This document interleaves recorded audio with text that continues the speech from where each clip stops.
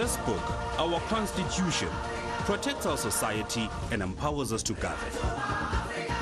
The protea leaves are us, the people, who freely elect our voices in Parliament.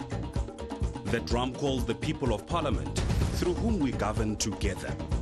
And the sun is our country, healing our past, improving our lives, and energizing our potential. Together, our Constitution, our people, our Parliament, and our country are building our great South African nation. Parliament TV, channel 408 on DSTV. Dumelang, and welcome to yet another special episode of the Chairperson's Conversation right here on Parliament TV, your window to the corridors and committee rooms of Parliament. Now, the images from January 2022 are seared into our national memory. The devastating fire that gutted the heart of our democracy, the National Assembly and the old Assembly buildings. Now, in the wake of that disaster, a monumental task began, not just of rebuilding bricks and mortar, but of restoring a symbol of the people's power. Now, with a project of such scale and profound national significance involving the spending of billions of rands in public funds, the principles of oversight and transparency are paramount. The public has a fundamental right to know how their money is being spent and how the restoration of their parliament is progressing. Now, this is why the oversight of this critical project was assigned to a specific body, and this is the Joint Standing Committee on the Financial Management of Parliament. While the Portfolio Committee on Public Works would ordinarily oversee public infrastructure, the management of this project was uniquely devolved to Parliament itself to be delivered through the Development Bank of Southern Africa as the implementing agent. Consequently, it was agreed that the Joint Standing Committee of Financial Management of Parliament was the appropriate committee to provide rigorous, continuous oversight. Now, since January 2022, this committee has been in the forefront, receiving regular, detailed updates on the progress of the forensic investigations into the fire, the intricate planning, and the ongoing reconstruction work itself. Their role is to ensure that every decision, every contract, and every rand is spent and accountably so, responsibly so, and that the people of South Africa know exactly how the money is being spent. Now, today we are joined by the co-chairperson of this vital committee, Ms. Sannie Ndlhovu, following a crucial site visit to the reconstruction project. Ms. Ndlhovu, thank you so much for coming to us here at Parliament TV.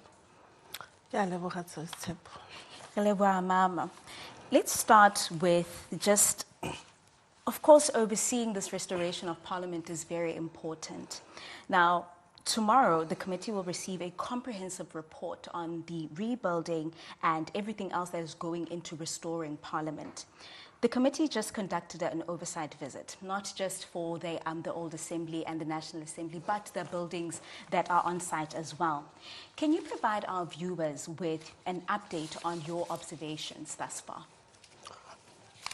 Good afternoon, Tebo, and viewers and the public at large. I must indicate we are very much impressed as a committee, and then fortunately we invited almost all the stakeholders. We invited the Joint Standing Committee of Public Works, the Public Committee, Portfolio Committee of Public Works, and the Select Committee of Public Works. The STP and the team was there. The EA Executive Authority were there. Members of the committee were there. So all of us, in as much as you correctly put it, we have been looking forward to view and see what exactly is happening. Because in most cases, I must indicate, all of us, we have been looking at the figures and say, is it true? What is it that we want to see? What is it that we are going to see?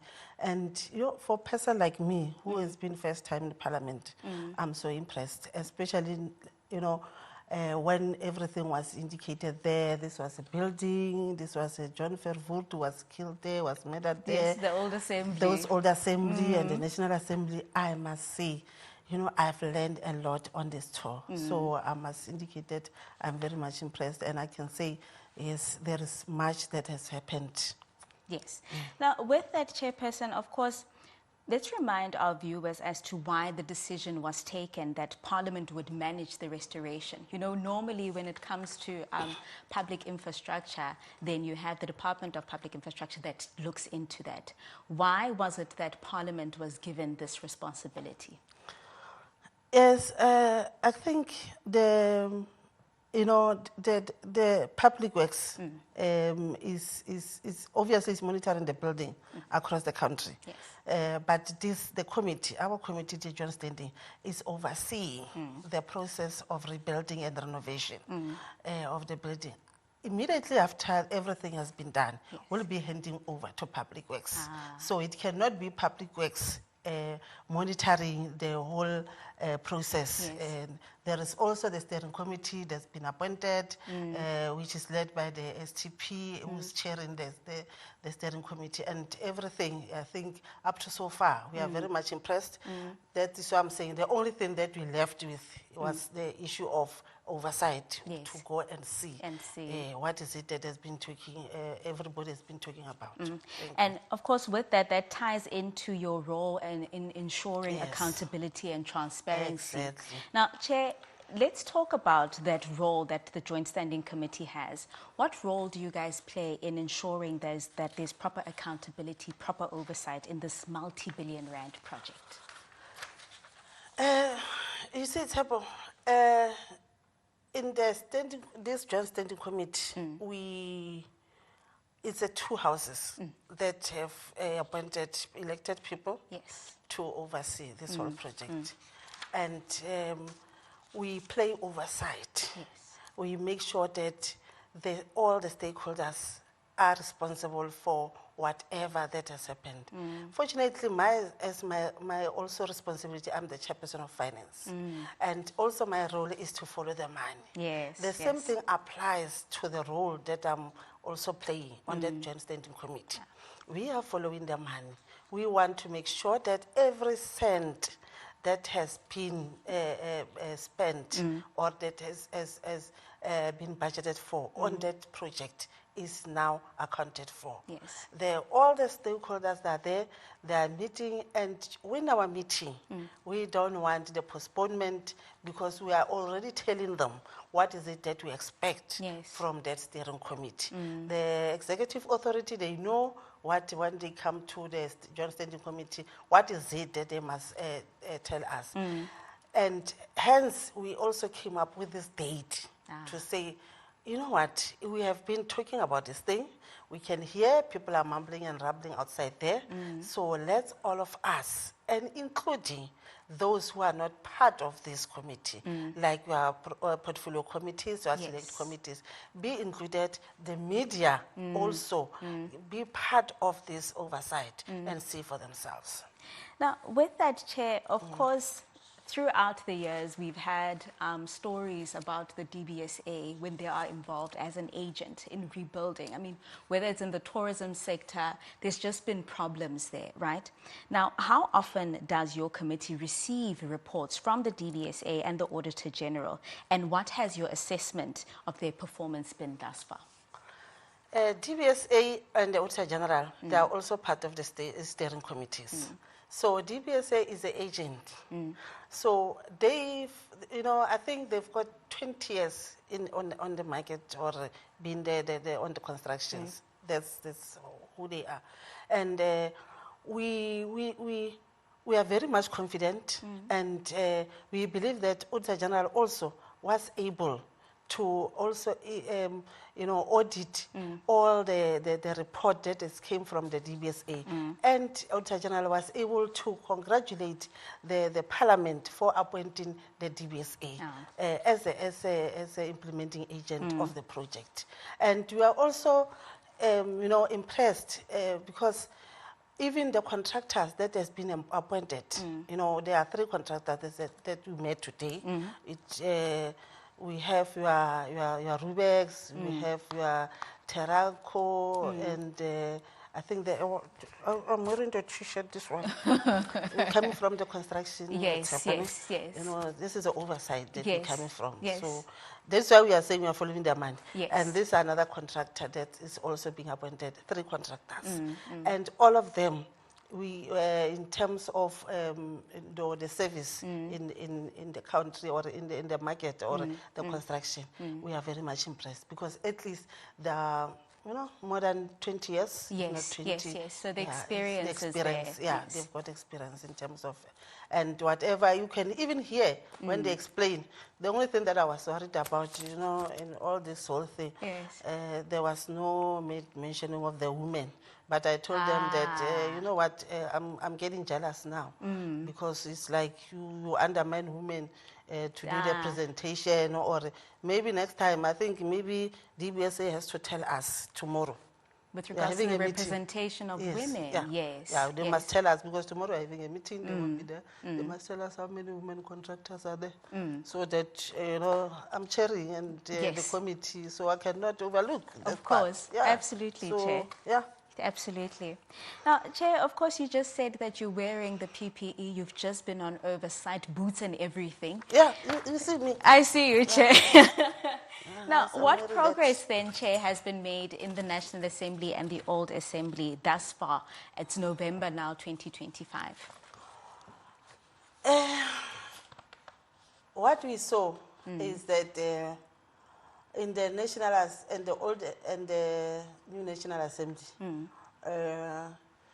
we are almost there. What they promised us is at least before 2027. Oh, okay. I think we'll be holding your sittings there. What they said is, I remember we were with the national speaker, Togone, to say sometimes when the sauna, one of the sauna, will be holding the sauna in the yes. Which is everybody's anticipating. Yeah, it's anticipated because we cannot say next year. But we hope that by that time everything will be done. We also be mindful of what can happen. Disaster is disaster. Yes, that's sometimes true. you might find that there could be rain. Yes, of course, we're in Cape Town, of course. Yeah, we're in Cape Town, you know how weather it is. And so we just pray that at least they will be done with all the outside part, whereby when this weather comes or the rain comes, they will only dealing with the internal stuff, the building, because it might not affect the construction much compared to when they build outside, because the workers are workers. I was once a worker, even myself. I will not allow the employees to work in a rainy weather. Of course, conditions have to be conducive. Yes, conducive. Thank you very much. Now, of course, Chair, Parliament is not just a building; it's a heritage site as well. Exactly. While you were in the doing your oversight in the Old Assembly and the National Assembly, did they manage to explain to you how they're keeping that balance of modernizing but also keeping the heritage of the building itself? I must indicate, for the first time, I never thought that this thing is there. On this, all the people who were explaining. Yes. And when you go there would be somebody leading you. This what is happening, this is what's going to happen. Then here comes, it's just that I don't remember the name, the architect, the heritage architect. Yeah. Oh. Heritage architect. I said, wow. So that shows that building, this Parliament building, is very much important. Yes. You cannot just build because, you found somebody there to come and do the construction. Of course. So this heritage architect was able to tell us that, especially on that one of the where I must mention, that incident of Vervoort, Yes. I think it's a famous history. It's a part of our history. Yeah, it's part of our history. That one, you cannot do anything except the refurbishment. Okay, because of the history because that it of the holds. History. Yes. So you can't say we are going to break and modernize it and whatever. That part is one of the heritage that we are going to look at it, and like as the architect has indicated. So there are lots of professionals that are coming in as this restoration and rebuilding Yes. is happening. So it's one of the things that have taught me as an individual. And I believe I will also share with other committee members to say Yes. it's something that you must know, that building this parliament is not an easy thing. Yes. After what we have seen and what we have explained, and the professionals there Yes. who are coming to also monitor on each and every area, Yes. each and every part of the building to say, this one you cannot touch, this one you must touch it half. Yes. Like they were also explaining how they were breaking. There was this other part that they broke, you know. They were saying that it was like they have to manage it. Yeah. So that Yeah. when they break it, the whole part or the whole building aside, Yes. they must not fall. So those ah. are the things that I've seen that it's happening here. And the professionalism of all these contractors, I must indicate, I've applauded them. So there is a balance between There's the a preservation of the history, but also ensuring that it's modern also to fit South Africa today. Exactly. Now, with that, Chair, of course, that is not the only project that is going on the parliamentary precinct. Yes. We have the 90-plane building where members were permitted there to have their offices while the old assembly and the National Assembly is being refurbished. Can you outline then what has been achieved on the 90-plane building and how these interim spaces have been supporting members of parliament? Yeah, fortunately, we also went to 90 Plain Street, whereby the National Assembly delegation has to go back because they must continue with their sittings, yes. But we went to third floor. The third floor, you know, what we have also seen there, it's marvelous, and it's, you know, it's so beautiful. Yes. And it shows that also that the contractor there, the third floor, I think, is finished, is finalized there. Members can occupy there because what the report that we got, I think, is the chairpersons, and they've clustered them according to their positions on their portfolios and whatever, the chairpersons and their staff. And then also the renovation is still on. Okay. There, the 90 plane, because we went to the 10th floor, is still on progress. Okay. Yes, Okay. it has not yet been finalized. It's only the third floor that we have seen. And I think the fortunate part is after we viewed the third floor, we went through the other floor. I think that we went with the lift to the 11th floor, then came down. Okay. Okay. Yes, to the 10th floor. Because of the lift and you know, Yes. security reasons. And that 10th floor is still on construction. Okay. So if, like I was with another member, I was saying, it means the third floor is the now. So now we are on the then. So it's the then and now. Yes, yes. So you can see that 10th floor, the way it is, imagine if I will tell people that I'm a parliamentarian and this is our offices. So, you know, sometimes I tell people that at least I will tell them that during my time, I was one of those who were able to be part of the decision makers on this renovation and this construction. And Jay, while you were on the oversight, did the contractors indicate then the timelines for the 90-plane building? Yes, I think they said around next year, January, February.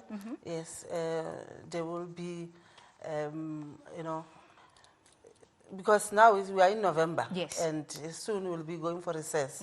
Maybe they might allocate it in December so that when you come in January, we know that where we will be. But what I can say is, I think around February, everyone will be having their office.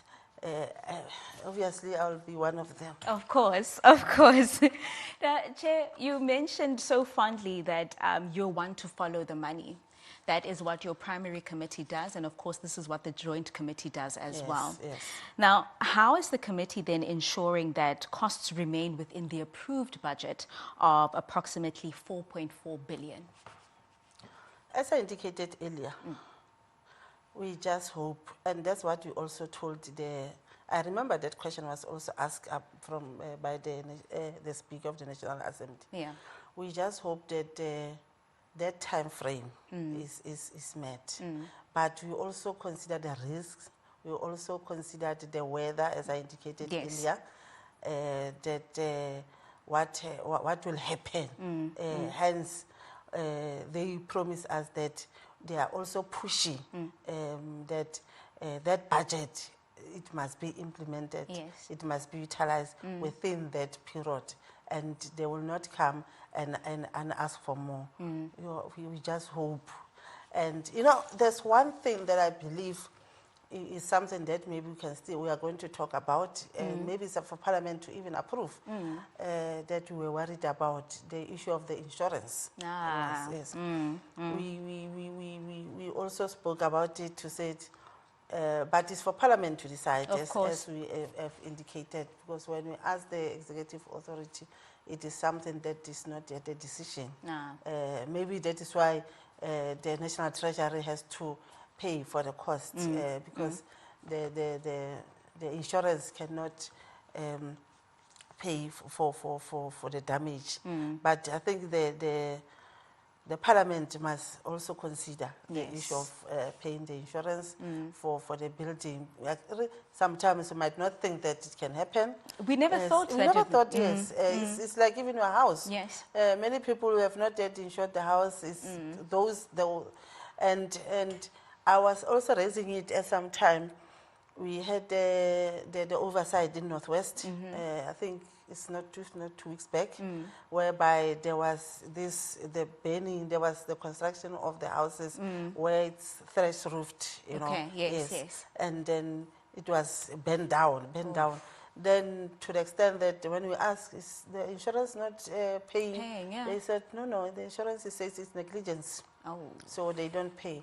So I think this I'm saying, you might find that nobody thought that this, whatever has happened, could have happened. And then but it happened, so we must think, with our mind, not with our heart, or with what we believe.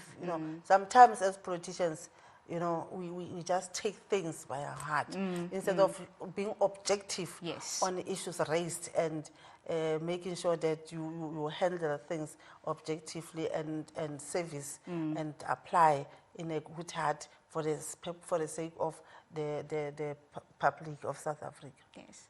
And of course, we're still in conversation with Ms. Sannie Ndlhovu, and she's giving us an update on the oversight that they've just done right here on the precinct. Now, for those that do not know, she has been mentioning the EA, the Executive Authority, that is the chairperson, the NCOP chairperson, Ms. Refilwe Mthweni-Tsipane, and the Speaker of the National Assembly, Ms. Thoko Didiza. Chair, by continuing our conversation, we spoke about the Auditor General, we spoke about DBSA and that collaboration, that relationship that you have with them as the committee. Now, what feedback has the Auditor General then provided regarding Parliament's financial disclosures and compliance? It's a clean audit. Okay, that's good. It's a clean audit. And it's not now, I think it's for about, is it 8 years?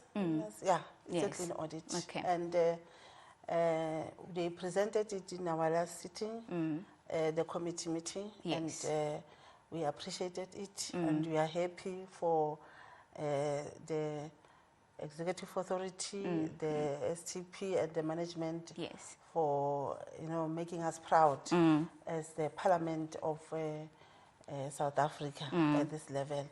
And sometimes it's not nice to receive, to regress. Yes, that's true. Receiving the disclaimer during our period, people will say, what have you done? So it's clean audit.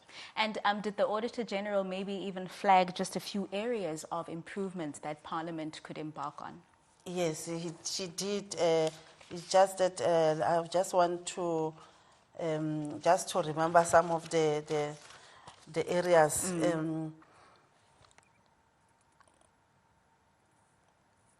It's just the Auditor General confirmed the audit findings from the 2023-2024 Yes. cycle were addressed autonomously with no material irregularities and clear disclosure of the DBSA Parliament agreement. Yeah, I think those were the outcomes that we Yes. got from the AG.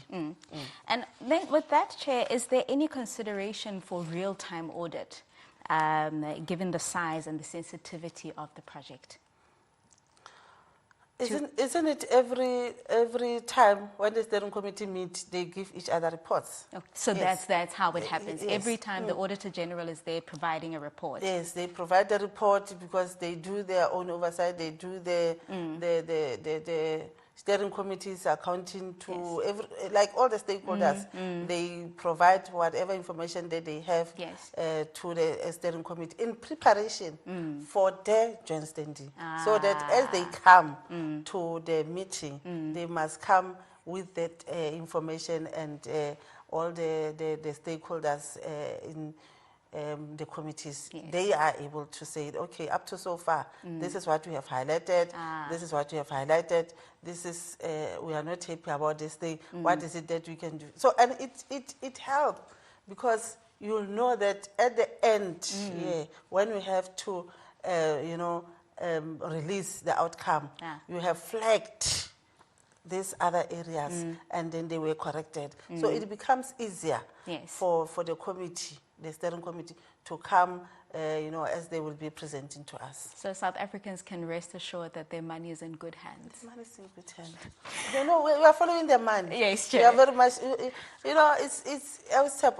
it's painful listening to communities or the public out there thinking that it's like things are not happening in a correct version or in a correct way in Parliament. Yeah. But we must indicate that there are committees, there are units, there are areas whereby the committees are accountable and even they are assisting the Parliament in receiving what is supposed to get. Like as I indicated, like the noise that has been happening outside, nobody will expect that there could be a clean audit, the way things, the perception out there.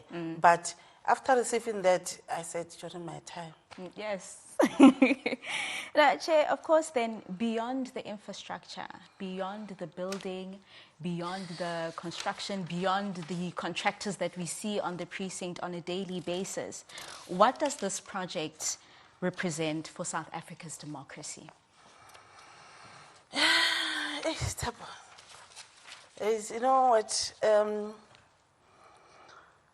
Sometimes you think that you are not doing much for the country.